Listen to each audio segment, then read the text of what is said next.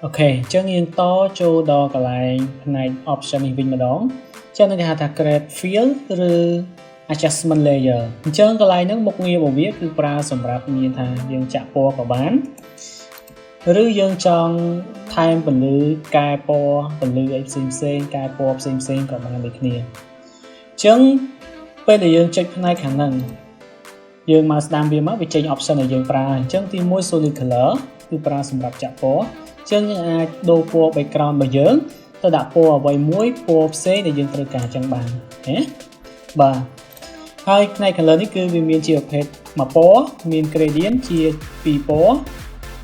hai chùm này pattern วิมีนเชียร์เพชร pattern ในยังนะ pattern วิวเชียร์เพชรแบบนี้นี่ใช้แบบ pattern บ่าហើយយើងចង់កែពណ៌មានថាយើងចង់តឡើងពលឺតឡើងផ្សេងៗគឺនៅក្នុងផ្នែកខាងព្រឹកនេះនេះហើយខាងក្នុងនេះអញ្ចឹងយើងតឡើងវាមកនេះណាពលឺតាមអ្វីយើងត្រូវការយ៉ាងណាបាទ saturation យើងចង់កែពណ៌បាទនោះគឺ saturation អញ្ចឹង option នៅក្នុងហ្នឹងវាជាប្រភេទ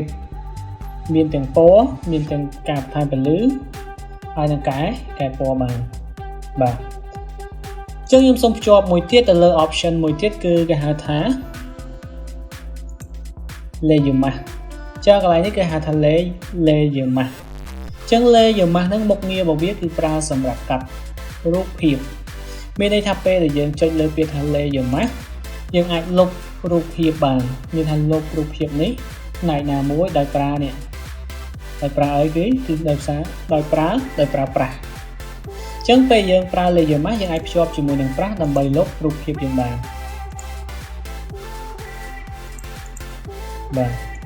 អញ្ចឹងរើសប្រភេទប្រាស់ដែលយើងចង់លុបមកស្រាលឬអីយើងដាក់តាមហ្នឹងមក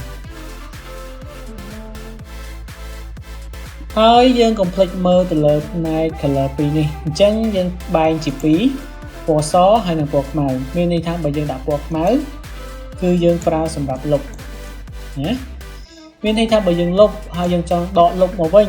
គឺយើងគ្រាន់តែត្រឡប់ពណ៌សមកលើវិញយើងដកវាមកវិញបាទហ្នឹងគឺ layer mask ឧទាហរណ៍មួយទៀត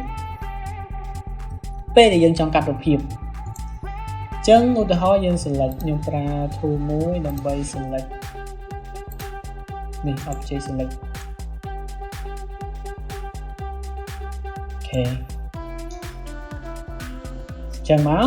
ហើយយើងគ្រាន់តែចុច layer mask របស់យើងគឺរូបភាពហ្នឹងកាត់ឲ្យយើងស្អាតតែម្ដងអញ្ចឹង layer mask មុខងារវាគឺប្រើសម្រាប់កាត់រូបភាពក៏បានលុបផ្នែកនៅក្នុងរូបភាពហ្នឹងចំណុចណាក៏បាន